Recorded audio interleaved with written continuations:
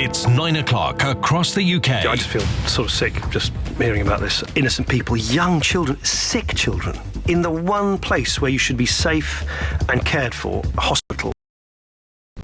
Children.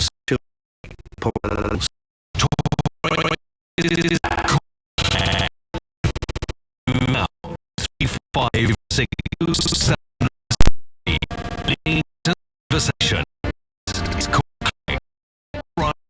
It's on LBC. This is better than a year on LBC. I call this morning, Nick, you now with questions. Hush, 3, 4, 5, 6, 7, 3. LBC UK. So let's go straight to the first call. Jane. Hello. Good morning.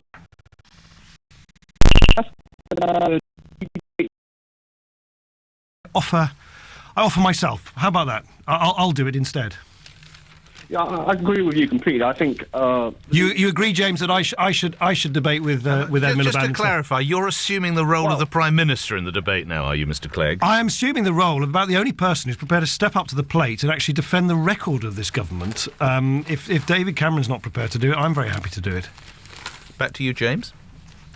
Well, I agree with completely what Nick said. I think if David Cameron doesn't want to show up, he should. It should be between Ed Miliband and Nick Clegg. And I think the broadcasters should announce at the start that David Cameron was given an invitation and he refused to show up. And that's really the fairest. All right, OK. Thank you very much, James. Shall we move to the next caller, Deputy Prime Minister? Yes, the next caller is... We don't have it. Do you have a name? I do. It's Joe in Mailand. I'm sorry, we'll make sure... Oh, sorry. Joe. Joe. Hello, Joe. Hi. Joe. Morning, Nick. Morning, Nick. Morning, Joe. Morning. Nick, I hope you've been for your early morning surf in Cornwall. Not yet, Joe. Just about to... What a thought. What a thought, exactly. I was going to say, what do you pull on for an early morning surf? Well, in your case, a lot, I would hope. Wetsuit. That's the one I was looking for. Wetsuit, yes, that's right. Just a quick one about your thoughts and proposal on the decriminalisation of drugs, and if you're caught with, a personal amount. Firstly, two things.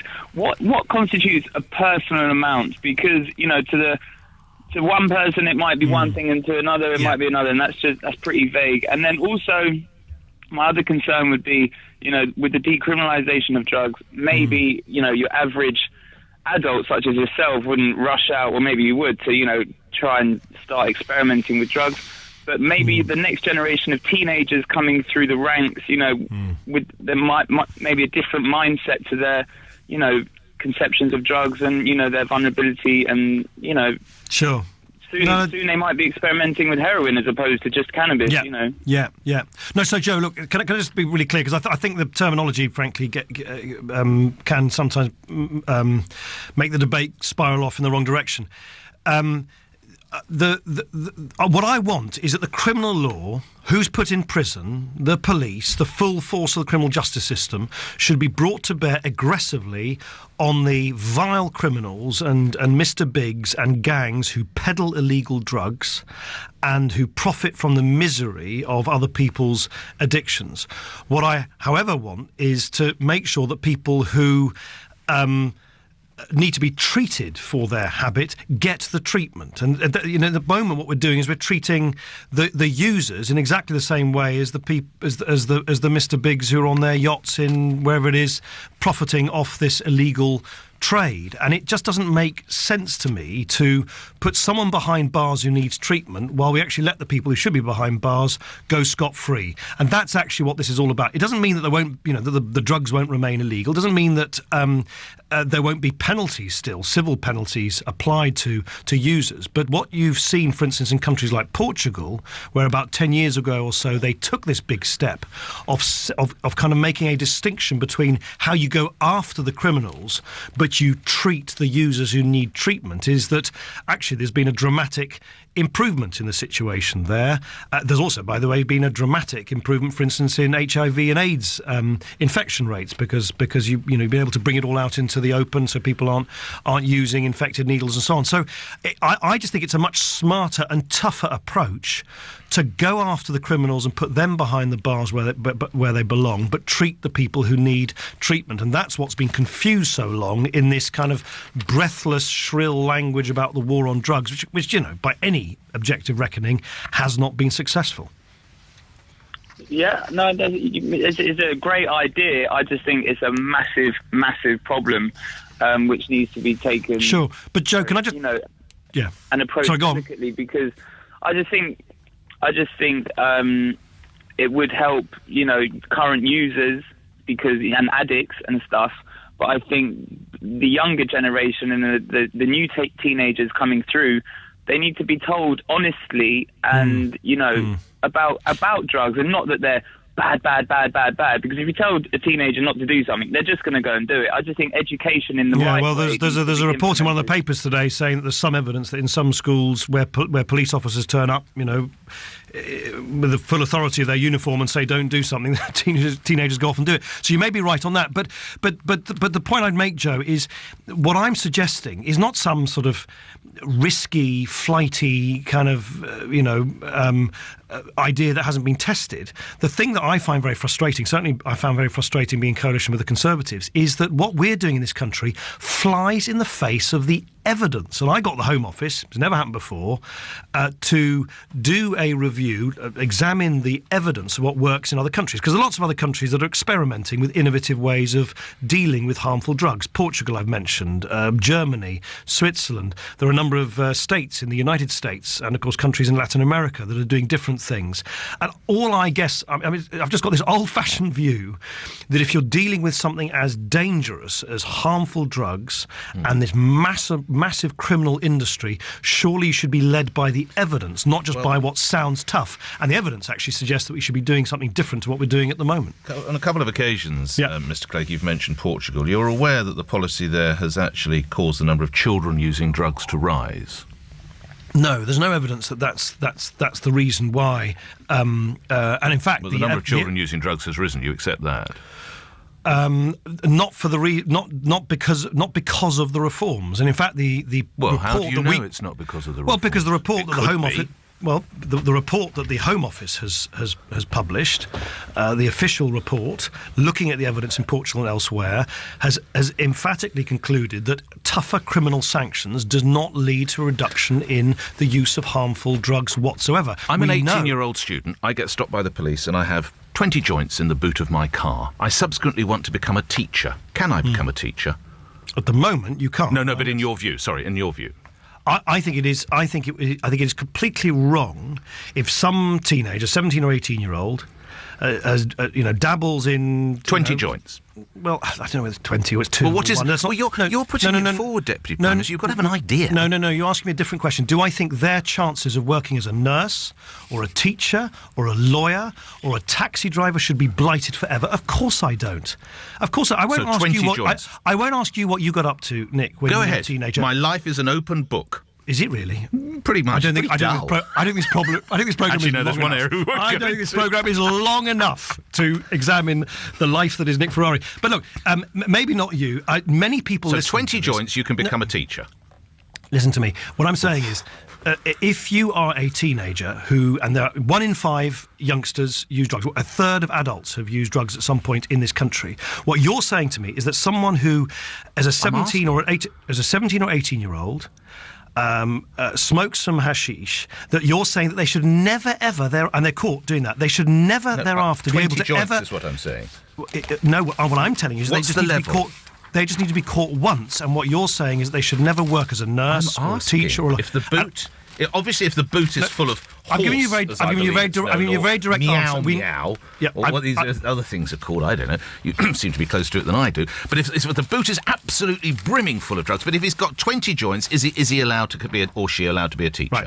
Your fixation is whether it's 20. Yeah, I want to know how many. My fixation is: do I think, which was the question you asked, do I think they should be ruled out forever for being able how much weed is allowed? To work as a Resin, to work as a puff, so in Portugal and the Netherlands and other why are you giggling about this, Nick? Are you trying to be sort of? I've got some street terms here. Oh dear. How much horribly pear-shaped. How much smack? Nick Ferrari is trying to be whiz.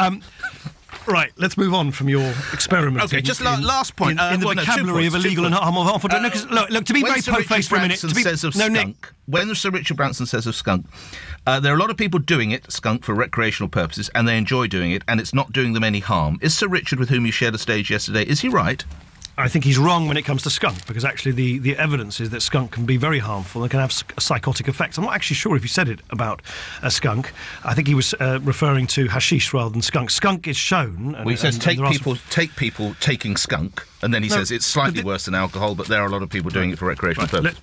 Can I just try and set out where the facts rather than some of the myths? So, firstly, your question, do I think someone who has indulged in a teenage indiscretion with drugs should forever thereafter be banned from working, as I say, in schools or hospitals or as a lawyer? I think that is ridiculous. I think it's ridiculous that we turn what might sometimes be a teenage indiscretion into a lifelong ban from public service in our schools and hospitals. I think that's one of the many, many features of the current approach to the so-called war on drugs, which is irrational and counterproductive.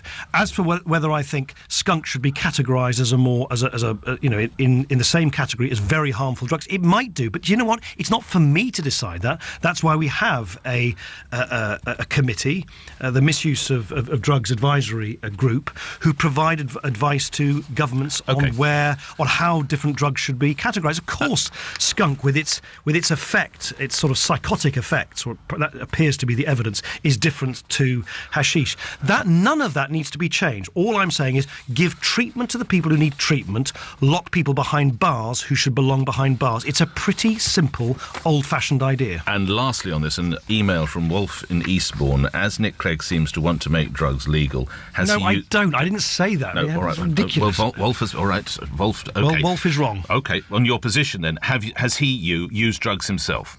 I'm not going to get into whether I have or haven't, because I think as it happens, I don't think it's really relevant. But the key thing, you were once asked by Piers Morgan some years ago, and you said, "I don't think what I did as a teenager is relevant to my capacity to lead my party." And I think most people would agree with you on that. It does, but your stance you've taken on, and indeed my callers just talked about people experimenting with drugs as children. Does that apply to you?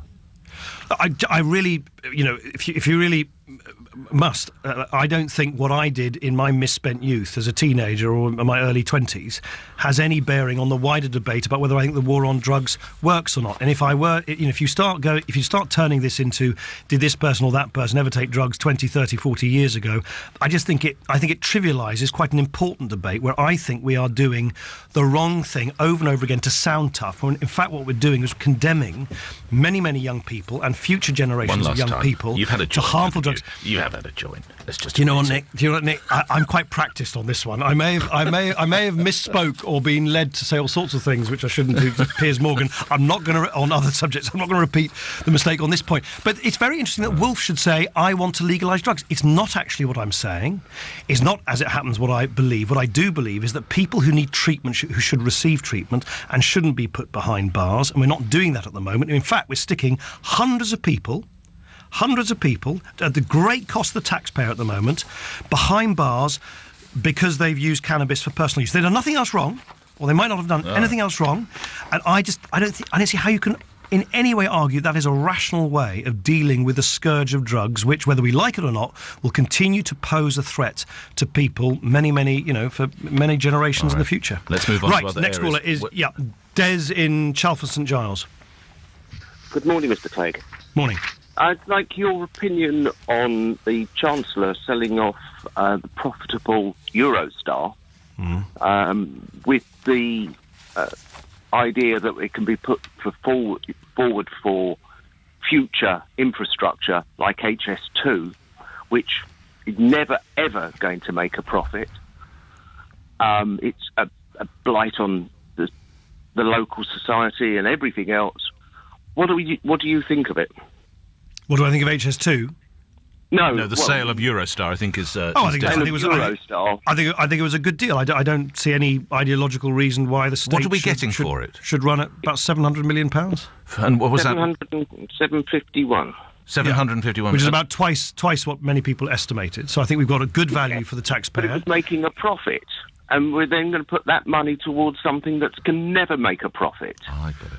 Well, look, firstly, I don't actually necessarily think it's the business of the state to try and kind of, run businesses. That's not necessarily what the state is there for. It is the responsibility of the state to make sure that we have the transport infrastructure, the telecommunications infrastructure, the road infrastructure to be a successful country where people can get about and we can have a growing economy. So your grandchildren will still be paying for HS2 because it can never, ever make a profit. Do you know what? I don't think the investments we make in our railway infrastructure, and whether they're worthwhile or not, it can be judged purely on the narrow basis on which you might judge the profitability of a high street shop. I'll tell you why. Because the benefits that accrue to the country from the infrastructure investment we make, I think are far, far in excess of that sort of narrow calculation. No, they won't, because all you're doing is bringing people from up north down to already overcrowded southeast. No, I don't agree with that, Des. Where we need infrastructure up north, you're putting off to at least 2030 or 2035. No, I strongly disagree with that. I mean, I can appreciate if you live in Chalfont St Giles, and of course there's a lot of very strong feeling, I understand, for people, along that stretch of the HS2 who worry about destroy the house where you were born. Yeah, indeed, I was born just down the road in Amersham. But that's the point. I so happen now to be down the house you were born in. Hang on. No, I don't think they are. No historical legacy. Do you not care? Oh, the love of Hang God! On a second. There is a frivolity in Nick Ferrari's behaviour this morning. Which, sorry? Were you not born in the Stone in Chalfont St Giles? The Stone? Yes, the building is actually called the Stone. I've never heard of that before. I think I was born somewhere. I thought I was born, to be honest, I'll ring my mum straight after this, but I wasn't. Right. How can I put it? I wasn't quite aware of where I was being born at the time. But I know I was born in Amersham. But well, they might be knocking the house down in which you were born, Deputy Prime Minister. How would you feel about that? Can I try? This is the second subject. But can I try and bring it back to the serious issue at hand, Des, which is whether I think HS2 is a good thing for the country or not. I so happen to think having a proper high-speed railway line running up the spine of our country, north and south, is something which is long overdue. We have a Victorian railway infrastructure in this country where millions more people are using it every day, well in excess of what it was built for. And you need to how can I put it? You need to kind of clear out the arteries of our railway system across the country. And for a third of the cost of what HS2 is going to cost the country, you could improve the present infrastructure and get a perfectly good network running. You don't need to decimate the area of natural beauty, the green belt, and everything else. Des, you and I are simply not going to agree on this, because I think quite the reverse, that for far too long as a country, we've always tried to kind of do infrastructure improvements on the cheap. We've always done it too late. We've always lagged behind other countries, and as a result, we always then sort of end up sort of running to catch up with other countries who are investing in cutting-edge transport technologies. I passionately believe, whilst you're quite right, I was born in the south. All my politics has always been in the Midlands and the north. I passionately believe that if you want to close the north-south divide, or indeed the south-east divide, I'm speaking to you from Cornwall today. You need to improve infrastructure so people can get about the country more quickly. And I frankly think some of these arguments about, there's going to be a brain drain from the north to the south are totally specious. In fact, I speak to lots of businesses in South Yorkshire who say that it would help their investments in South Yorkshire and in the north of England if they felt that people could travel up and down the country more quickly than they presently can. Mr. Clegg, when you say it's not a job of the state to be running businesses, what's the NHS? I don't think the NHS should be regarded as a profit-making business, do you? So we can just lose money on it then?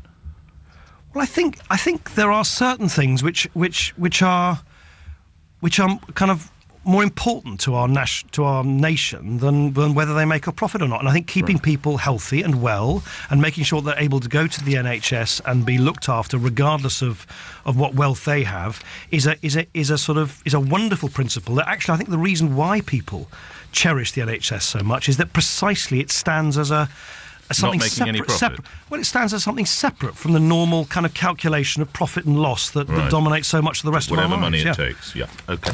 On we go. Not whatever money it takes. But clearly you need to run the NHS as efficiently as possible. But I actually think that making sure that keeping people well and making sure they have access to world-class healthcare, that is something that we do because we think it's the right thing to do, not because we think it makes a profit, is a brilliant virtue and value of the NHS that we should all defend. Where do we go next, Deputy Prime We Minister? next go to Jab in Wembley. Hello, Jab. Morning, Mr. Deputy Prime Minister. Morning, Jab. I've been in this country for 45 years, and I was feeling very comfortable. Lately, I've been feeling very uncomfortable. The question I have for you is all this talk about radicalization and et cetera, which really has no proof, as Asim Qureshi mentions in his intel. What I'm concerned with is how... Sorry, what has no proof, Jab? Sorry? What has no proof?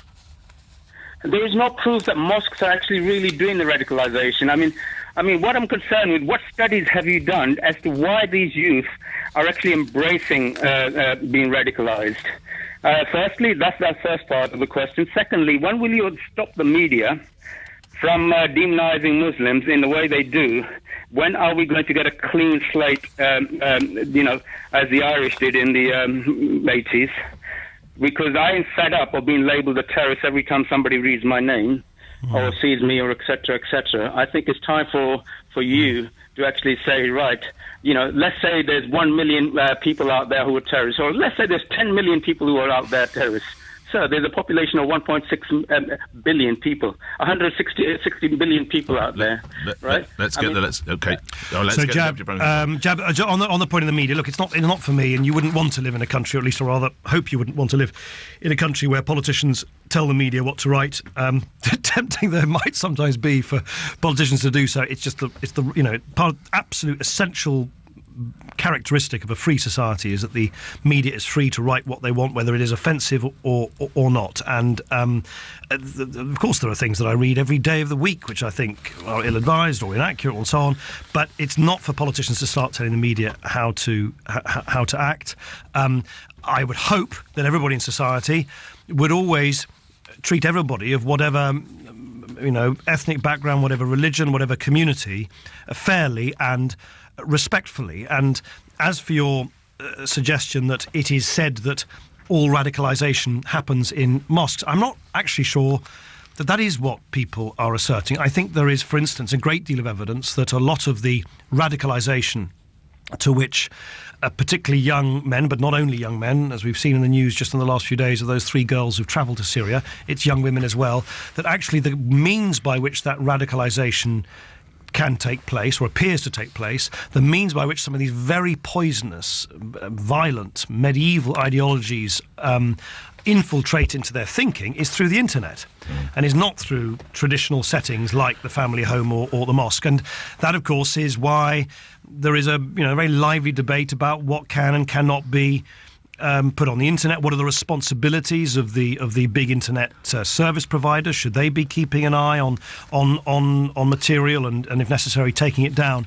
So I actually think the kind of new frontier, if I can put it like that, for the peddling of very medieval idea. I mean, that's the interesting thing about this. It's new technologies, cutting edge technologies, peddling deeply deeply unpleasant medieval ideas is on the internet. I'm just interested, while you've been talking about train travel, thank you for your call, Jab, while you've been talking about, Lee in Sheffield has emailed, how has train travel experiences been for Nick lately? # not much luck. What does Lee in Sheffield know that have you had trouble on the trains, Mr. Clegg? I'm not sure. All the trains been running on time? Everything going well? I think a few trains I've taken recently have been a bit delayed. I take the train, We've had some cancellations, have we? Have I? No, well, I don't know. Maybe what Lee's referring to is I think you might be referring to this.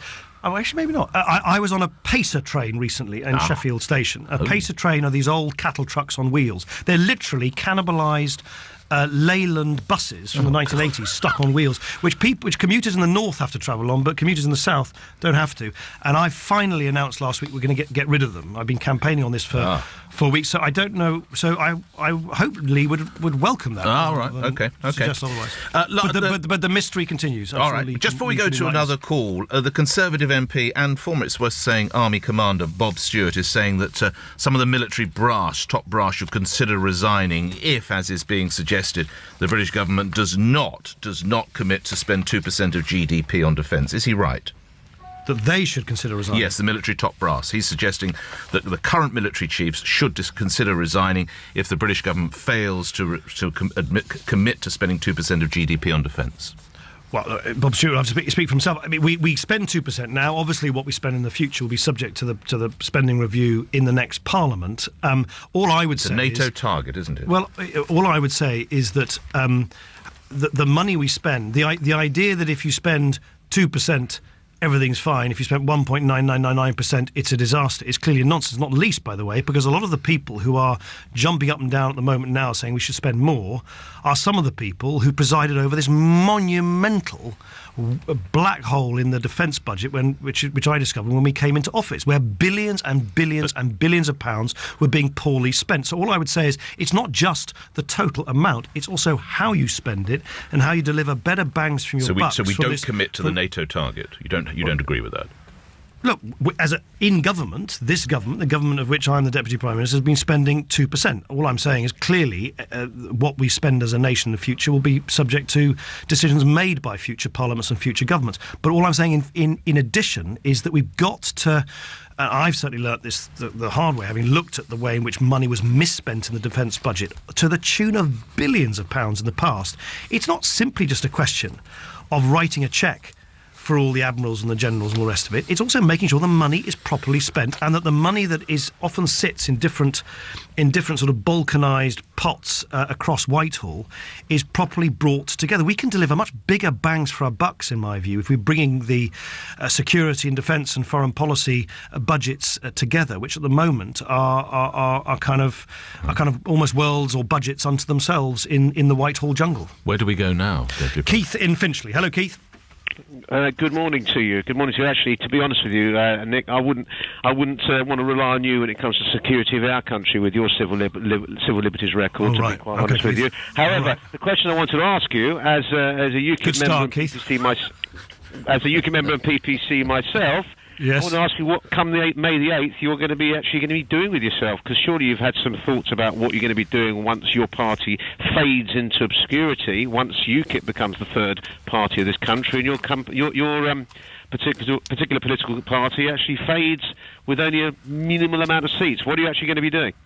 Oh dear, Keith, you're an angry man, aren't you? I'll tell you what, Keith. Rather than making slightly silly sort of studenty points on radio, how about this? I will bet you. I don't know. What shall I bet you? I'll bet you several pints that we will have. The Liberal Democrats will have many, many, many, many, many more MPs than your party after May the 7th. Let me ask you this question. Someone offered you a bet on radio, and you actually backed out, didn't you, a few weeks ago?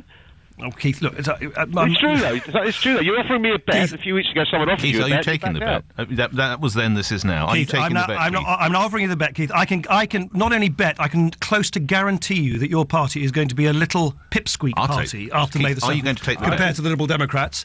And all your bluster and all your anger and all your kind of all your brave talk, I think will dissolve like the morning mist. How many pints? 6. No. 3. I'm not going to spend 3. I'm not going to spend 6. I'll give you the money. I'll cover the money. All right, 6 pints then. There you 6 go. pint bet. Right, Keith, put your money where your mouth is, young man. So, Keith, let me be absolutely clear, Keith. You believe, on behalf of Nigel Farage, that UKIP will have more MPs than Liberal Democrats after May the 7th. Is that right? I think there's a very good chance. No. Hang on. Don't sound like Nick. If you get plenty of airtime. I think that we've got a very good chance of overtaking your party as the third party come May the 7th. 6 of the best. Are you taking it, Keith? And I'm taking the bet. 2 pints will go to each. If I lose, I'm buying Nick Ferrari of 2 pints. I'm buying Nick Clegg 2 pints. How about that? I don't drink beer. All right, Keith. Good luck. Good luck, Keith. You might as well set the money outside already. And I'll cover the cabs home. Brave talk from the politicians. Should we do one more, yes, Mr. Prime Minister? Christine in Ilford. Hello, Christine. Good morning. Woman's point of view, because you've had all men on so far. True, actually. I'd like to know if you're going to do anything about the immigration, because it's ruining our schools, our hospitals, and our housing. You know, for 5 years, has nothing been done about the influx of immigration. And in Australia, you can't go in that country unless you've got a job. Now, why can't we have that policy here? So Christine, we have, as you know, or I hope you know, as a government, we have dramatically tightened up the circumstances in which someone from outside Europe can come into the United Kingdom, and then for those who come from elsewhere in the European Union, because as you know, people can travel around the European Union. There are about as many Brits who've gone to live and work elsewhere in Europe as there 297,000, the last figures we're up. I was referring to those net figures that I think they're about. You can't hail it as a success story, can you? Well, I said to the Conservative, I said to David Cameron, he made this great dramatic pledge of no ifs, no buts. We're going to bring immigration, or he said the Conservatives would bring immigration down to tens of thousands. And I said, look, don't do that, because it doesn't make any sense. You can have 1 million Brits leaving this country, 1 million coming in, and you've met your target. Well, how does that help anybody? You'd still have 1 million people coming into this country and 1 million leaving, which doesn't seem to be a great, particularly healthy state of affairs if that were to occur. And yet he would then be able to declare triumph. So he made this kind of no ifs but no buts promise on behalf of the Conservatives, and they've spectacularly failed to honour it. But in answer to Christine, I think what I think we should do, Christine, is rather than repeat the mistakes of David Cameron by making great promises of numbers which you don't actually fully control, is firstly, as I was just about to say, make sure that people can't come into this country, including from elsewhere in the European Union, and just claim benefits first day they turn up, no questions asked. So we have dramatically tightened up the circumstances in which people who come into this country can, long after they've arrived, start to claim benefits, because those benefits paid for by British taxpayers, and they shouldn't simply be made available to people who turn up here from day one. Secondly, we've got to make sure that as people come into this country and we count them in, we also count them out. We have proper border controls, because what they call in the jargon exit checks, which counted people out as well as counting them in, were removed by previous governments. We're now putting them back in place. Why is that important, Christine? It's important because if we want to bear down on something which I'm sure you find very worrisome, like lots of people do, which is illegal immigration, is people coming here when they're not entitled to, or crucially, people coming here on their visas and then overstaying their visas. We're only going to be able to find out where they are if we count people out as well as count people in. Christine? Yeah, but why do they come here? Because of the benefits. Everywhere abroad, it's advertised, oh yeah, you get benefits when you go to Britain. It's like asking, the streets are paved with gold, go there. And this is why we're a small country. Australia is a large country. They're not flocking there. But Christy, firstly, to be fair, I'm afraid, whilst I know a lot of people feel this, and that in itself is important, actually, the number of people who come into this country who access benefits is much, much, much lower and smaller than people think. But, of course, one of the reasons why people come here is because our economy is doing well compared to other countries, so they're looking for work. But also, we rely on people. We shouldn't, pull the drawbridge up. We shouldn't just sort of reject people who want to come here and play by the rules, pay their taxes and help out, because people who come here and create companies, create jobs. And frankly, if we turned everybody away, Christine, our social care system, our care homes, our NHS would collapse overnight, because we rely on nurses and doctors and care workers who come here to this country. So I think it's about getting the balance right. It's not about sort of stopping all immigration, because I don't think anyone thinks that would be good for this country. And lastly, when Nigel Farage initially said that there would be a commitment from UKIP to cap net immigration at 50,000, a policy he now seems to have deserted, what's your response to that? Well, it was. Pity Keith from Finchley's not on the line. He of the beer bet. Because I think it was literally within a matter of days, wasn't it? First, it was the UKIP thing was 50,000, and then I think by the afternoon it was a banner. But look, I think what would you say to Nigel Farage? Was he got it wrong? Well, I think Nigel Farage and indeed other parties have had a very nice time of it over the last couple of years. That they can kind of almost make up stuff as they go along, and no one really scrutinises them like the media and others quite rightly scrutinise what I say and what other more established parties say. I think it's a good thing if this kind of one-man band outfit, this slightly ramshackle outfit, UKIP, is actually subject to proper scrutiny, because for a long time they basically could say A in the morning, B in the evening, C at midnight, and just keep chopping and changing, and no one really took much notice. If they're now actually being put under some more exacting scrutiny, that's a good thing ahead of the election on May the 7th. St Agnes, and that's not a street name for a drug. St Agnes, what are you doing there? Well, I'm celebrating St Piran's Day. Well, of course. Why do I ask? Which is? The patron saint of Cornish pasties. Very good, very good. Is it really? Not pasties. Of Cornwall, not of Cornish pasties, of Cornwall. Oh, okay. But I'll be trying to make some pasties of my own later in the morning. Hopefully we see you here in London next week. Very much hope so. All right, so safe travelling to you. Thank you. Deputy Prime Minister Nick Clegg appearing on Call Clegg on St Piran's Day, of course, here on LBC when news is next. The Deputy Prime Minister's told LBC if David Cameron won't do a head-to-head TV debate with Ed Miliband,